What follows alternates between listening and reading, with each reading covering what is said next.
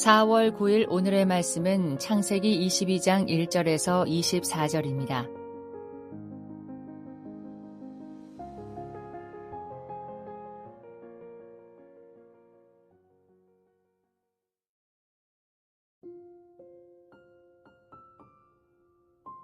그 일 후에 하나님이 아브라함을 시험하시려고 그를 부르시되 아브라함아 하시니 그가 이르되 내가 여기 있나이다. 여호와께서 이르시되 내 아들 내 사랑하는 독자 이삭을 데리고 모리아 땅으로 가서 내가 네게 일러준 한 산 거기서 그를 번제로 드리라. 아브라함이 아침에 일찍 일어나 나귀의 안장을 지우고 두 종과 그의 아들 이삭을 데리고 번제 쓸 나무를 쪼개어 가지고 떠나 하나님이 자기에게 일러주신 곳으로 가더니 제3일에 아브라함이 눈을 들어 그곳을 멀리 바라본지라. 이에 아브라함이 종들에게 이르되 너희는 나귀와 함께 여기서 기다리라. 내가 아이와 함께 저기 가서 예배하고 우리가 너희에게로 돌아오리라 하고 아브라함이 이에 번제나무를 가져다가 그의 아들 이삭에게 지우고 자기는 불과 칼을 손에 들고 두 사람이 동행하더니 이삭이 그 아버지 아브라함에게 말하여 이르되 내 아버지여 하니 그가 이르되 내 아들아 내가 여기 있노라. 이삭이 이르되 불과 나무는 있거니와 번제할 어린 양은 어디 있나이까. 아브라함이 이르되 내 아들아 번제할 어린 양은 하나님이 자기를 위하여 친히 준비하시리라 하고 두 사람이 함께 나아가서 하나님이 그에게 일러주신 곳에 이른지라. 이에 아브라함이 그곳에 제단을 쌓고 나무를 버려놓고 그의 아들 이삭을 결박하여 제단 나무 위에 놓고 손을 내밀어 칼을 잡고 그 아들을 잡으려 하니 여호와의 사자가 하늘에서부터 그를 불러 이르시되 아브라함아 아브라함아 하시는지라. 아브라함이 이르되 내가 여기 있나이다 하매 사자가 이르시되 그 아이에게 내 손을 대지 말라. 그에게 아무 일도 하지 말라. 내가 내 아들 내 독자까지도 내게 아끼지 아니하였으니 내가 이제야 내가 하나님을 경외하는 줄을 아노라. 아브라함이 눈을 들어 살펴본즉 한 순양이 뒤에 있는데 뿔이 수풀에 걸려 있는지라. 아브라함이 가서 그 순양을 가져다가 아들을 대신하여 번제로 드렸더라. 아브라함이 그 땅 이름을 여호와 이레라 하였으므로 오늘날까지 사람들이 이르기를 여호와의 산에서 준비되리라 하더라. 여호와의 사자가 하늘에서부터 두 번째 아브라함을 불러 이르시되 여호와께서 이르시기를 내가 나를 가리켜 맹세하노니 내가 이같이 행하여 내 아들 내 독자도 아끼지 아니하였은즉 내가 네게 큰 복을 주고 내 씨가 크게 번성하여 하늘의 별과 같고 바닷가의 모래와 같게 하리니 내 씨가 그 대적의 성문을 차지하리라. 또 내 씨로 말미암아 천하 만민이 복을 받으리니 이는 내가 나의 말을 준행하였음이니라 하셨다 하니라. 이에 아브라함이 그의 종들에게로 돌아가서 함께 떠나 브엘세바에 이르러 거기 거주하였더라. 일 후에 어떤 사람이 아브라함에게 알리어 이르기를 밀가가 당신의 형제 나홀에게 자녀를 낳았다 하였더라. 그의 맏아들은 우스요 우스의 형제는 부스와 아람의 아버지 그무엘과 게셋과 하소와 빌다스와 이들랍과 부두엘이라. 이 8사람은 아브라함의 형제 나홀의 아내 밀가의 소생이며 부두엘은 리브가를 낳았고 나홀의 첩 르우마라 하는 자도 데바와 가함과 다하스와 마아가를 낳았더라. 창세기 22장 1절에서 24절 말씀을 함께 묵상하겠습니다. 오늘부터 창세기 묵상을 다시 시작합니다. 창세기는 제가 2024년도에 아브라함의 신앙 여정이란 주제로 12장에서 25장까지 주일에 설교를 했었지요. 이 본문을 좀 더 깊은 내용으로 설교를 듣기 원하는 성도님들은 그때 유튜브를 찾아가 설교를 들으시면 되겠습니다. 또한 이 설교를 설교집으로 제본하여 교회에 비치했으니 글로 설교집을 읽고 싶은 성도님들은 로비에 비치된 설교집을 읽으시면 좋겠습니다. 그리고 오늘은 창세기 개론을 업로드하지 않겠습니다. 보통의 경우 제가 새로운 성경을 묵상할 때는 개론을 업로드하는데요. 창세기 개론은 창세기 처음 묵상할 때, 그러니 2026년 1월 2일에 창세기 개론을 교회 유튜브에 업로드했습니다. 이 창세기 개론을 들으시면 앞으로 묵상하게 될 창세기 22장에서 50장까지의 말씀을 이해하고 해석하는 데 도움이 되실 것입니다. 창세기 묵상을 통해서 하나님께서 이 땅을 어떻게 회복하시고 이끌어 가시는지를 살펴보며 하나님의 마음을 깨달아 우리 일상에서 적용하는 날들이 되길 바라고 소원하겠습니다. 창세기 오늘 본문 묵상을 시작하겠습니다. 우리가 읽은 오늘 본문은 실제로 참 어려운 본문입니다. 성도들이 해석하기도 어렵고 적용하기도 어려운 본문이죠. 저에게도 이 본문은 여러 의미로 쉽지 않은 본문이었습니다. 아니, 어쩌면 좀 당혹스럽게 만든 본문이죠. 왜냐하면 하나님께서 아브라함에게 아들 이삭을 번제로 드리라고 하시기 때문입니다. 번제는 태워서 드리는 제사인데요. 동물도 아닌 사람을, 그것도 약속의 아들을 번제로 드리라고 하니 도무지 이해가 되지 않습니다. 더군다나 이삭은 아브라함과 사라에게서 태어난 유일한 아들이며 유일한 상속자이며 하나님 나라를 이어갈 단 한 명의 아들입니다. 그런데 그 이삭을 번제로 드리라고 하시면 지금까지 하나님께서 하신 약속이 다 무너지는 것처럼 보입니다. 뿐만 아니라 하나님께서 이 일을 통해 아브라함을 시험하신다고 생각할 수도 있는데요. 이것조차 납득하기는 어렵습니다. 인간의 중심을 아시는 하나님께서 왜 이런 시험을 주시는지 의문이 생기기 때문이죠. 그런데 우리가 이 본문을 보며 길게 생각해야 하는 이유는 실제로 우리 삶에서도 이해되지 않는 일들이 참 많이 일어나기 때문입니다. 하나님의 뜻이라고 믿고 여기까지 왔는데 일이 너무 잘 안 될 때가 있습니다. 하나님께서 확신을 주셔서 결혼했는데 결혼 생활이 순탄하지 않을 수도 있습니다. 하나님의 뜻이라고 생각하고 교회를 선택했는데 새로운 교회에서 이전 교회보다 더 큰 어려움을 만날 수도 있습니다. 열심히 성실하게 신앙생활 했는데도 유독 나 자신에게만 힘든 일이 몰려오는 것 같은 느낌이 들 때도 있습니다. 또 하나님 말씀 자체가 잘 납득되지 않을 때도 있습니다. 순종해야 하는 것은 알겠는데 왜 그리 해야 하는지 이해되지 않을 때가 있습니다. 그래서 오늘 본문은 우리 인생에 이해되지 않은 일을 만날 때 우리가 어떤 자세를 취해야 하는지 잘 드러내 보여줍니다. 첫째, 우리는 우리의 이해를 넘어서는 하나님의 일과 말씀이 있다는 사실을 인정해야 합니다. 물론 기독교 신앙은 설명되어야 하고 말씀은 이해되어야 하고 신앙을 설명하고 말씀을 이해하기 위해서 우리는 충분히 노력해야 합니다. 그러니 말씀을 듣고 말씀에 대해서 질문하는 것을 두려워해서는 안 됩니다.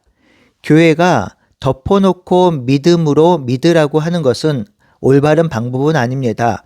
우리는 묻고 고민하고 배우고 공부해야 합니다. 그러나 동시에 인정해야 할 것이 있습니다. 우리가 믿는 진리가 모두 다 우리의 머리로 납득되는 것은 아니란 사실입니다. 성경에는 인간의 이해와 이성을 넘어서는 내용들이 참 많습니다. 전능하신 하나님께서 인간이 되셨다는 것, 절대적으로 초월하신 하나님께서 동시에 우리 가운데 내재하신다는 것, 죽음이 승리가 된다는 것, 썩어져야 다시 산다는 것, 세상을 이길 힘이 권력과 돈이 아니라 사랑과 섬김과 용서라는 것, 또한 개인에게 성령님이 내주하신다는 것 등등 성경에는 인간의 이해와 이 땅의 상식으로 받아들이기 어렵고 이해하기 어려운 것들이 정말 많이 있습니다. 세상에서는요, 인과관계가 명확해야 하고 과학적으로 검증되어야 하며 힘 있는 자가 승리한다는 것, 이런 것들을 가르칩니다.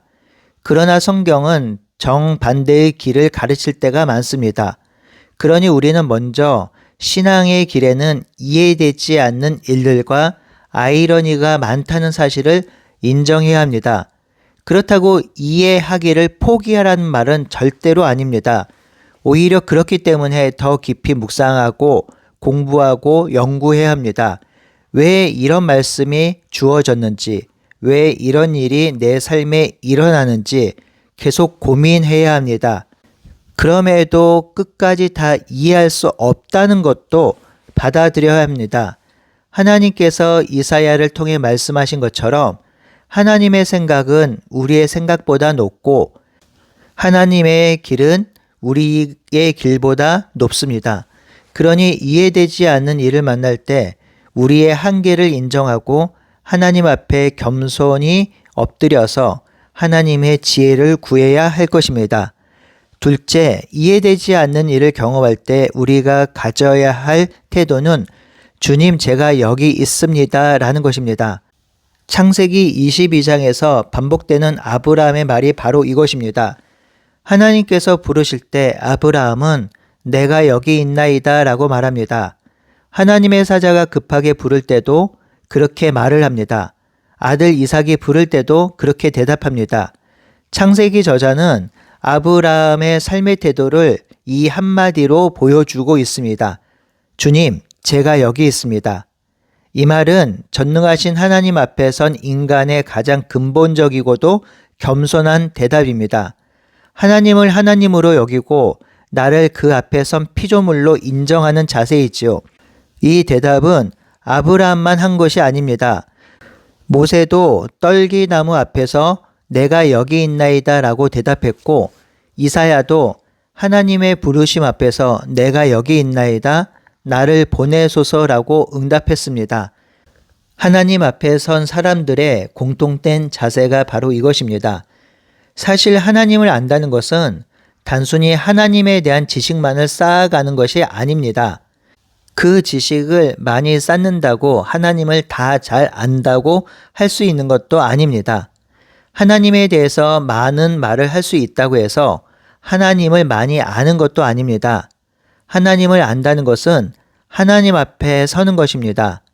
하나님을 진정과 진심으로 알려면 하나님과의 관계 안으로 들어가야 합니다. 신학도 마찬가지입니다. 하나님을 연구하는 것이 신학이지만 하나님 앞에 서지 않는 신학은 하나님에 대해서 알 수는 있어도 진짜 인격적인 하나님을 아는 것은 불가능합니다. 왜냐하면 하나님은 물리적 공부해야 하는 대상이 아니라 인격적 존재이기 때문입니다. 살아계셔서 우리와 함께 하시는 분이기 때문입니다. 그러니 그 하나님이 알려주시고 살아계신 하나님이 깨닫게 하실 때 신학도 의미가 있고 말씀 묵상도 의미가 있는 것입니다. 그러니 우리가 인생에 이해되지 않는 문제와 풀리지 않는 숙제가 생길 때 가장 먼저 해야 할 일은 해답을 찾기 전에 하나님 앞에 서는 것입니다. 주님, 제가 여기 있습니다. 저는 다 알지 못합니다. 다 이해하지 못합니다. 그러한 제가 주님 앞에 서 있습니다. 이 자세로 하나님 앞에 나아가고 엎드려야 할 것입니다. 세 번째로, 그럼에도 불구하고 순종할 때 하나님이 예비하시는 것을 경험하게 됩니다. 아브라함도 이삭을 번제로 드리라는 말이 도저히 이해되지 않았을 것입니다. 왜 그렇게 해야 되는지 납득할 수 없었을 것입니다. 그러나 아브라함은 하나님의 말씀을 듣고 다음날 아침 일찍 일어나 지체하지 않고 길을 떠납니다. 사라와 상의하지 않고 변명도 하지 않고 미루지 않습니다. 아마 사라와 상의했다면 사라가 그렇게 하지 말라고 만류했는지도 모르겠습니다. 하여튼 아브라함은 일찍 일어나 모리아산에 이르렀고 그곳에서 제단을 쌓고 나무를 버려놓고 이삭을 결박하여 올려놓고 실제로 칼을 듭니다. 바로 그때 하나님께서 아브라함을 멈추시고 이삭 대신 드릴 순양을 준비해 두셨음을 보여줍니다. 아브라함은 모든 뜻을 다 이해하고 순종한 것은 아닙니다. 하나님의 의도를 다 알고 있었던 것도 아닙니다. 그것이 시험인 줄도 몰랐습니다. 하지만 아브라함은 하나님 앞에 서 있었고 하나님을 신뢰하고 있었고 그래서 이해가 되지 않는 일이어도 순종할 수 있었던 것입니다. 그리고 그 순종의 끝자락에서 하나님이 준비하신 것을 보게 되었습니다.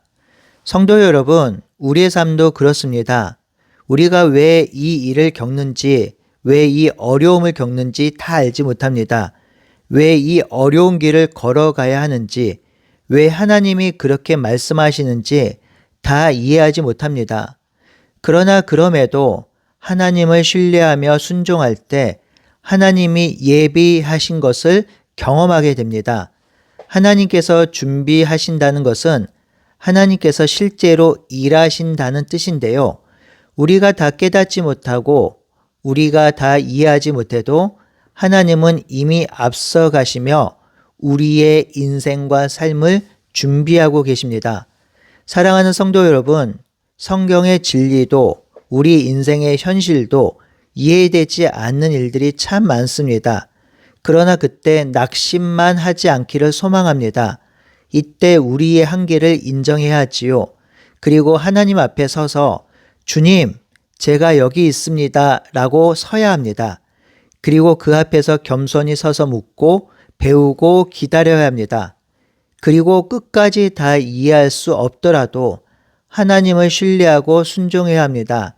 그리할 때에 우리는 우리 삶의 주인 되신 하나님을 다시 알게 되고 우리를 위해 준비하고 예비하시는 하나님의 사랑과 섭리를 경험하게 될 것입니다. 이것이 창세기 22장 오늘 본문이 우리에게 주는 메시지이죠. 이해되지 않는 일들 속에서도 하나님 앞에 서고 그럼에도 순종함으로 하나님의 예비하심을 경험하는 저와 여러분들이 되시기를 간절히 바라고 소원합니다. 함께 기도하겠습니다. 하나님, 사실 성경을 읽다 보면 이해되지 않는 일들이 참 많습니다. 하나님께서 예수 그리스도를 왜 이 땅에 보내셨는지, 그리고 우리를 위해서 왜 대신 죽으셨는지, 또 우리를 왜 구원하여 주셨는지 잘 이해할 수 없습니다. 그리고 우리가 일상에서 일어나는 많은 일들도 잘 이해되지 않을 때가 있습니다. 하지만 그 일을 이루시고 성취하신 분이 우리를 사랑하시는 하나님이심을 우리가 진실로 믿게 하여 주시고 그 일들에 대해서 순종하며 나아갈 수 있도록 인도하여 주시옵소서. 순종의 끝자락에 하나님의 인도와 하나님의 예비하심을 우리가 볼 수 있음을 기억하게 하시고 끝까지 순종하며 살아가는 우리가 될 수 있도록 인도해 주시옵소서. 예수님의 이름으로 기도드립니다. 아멘.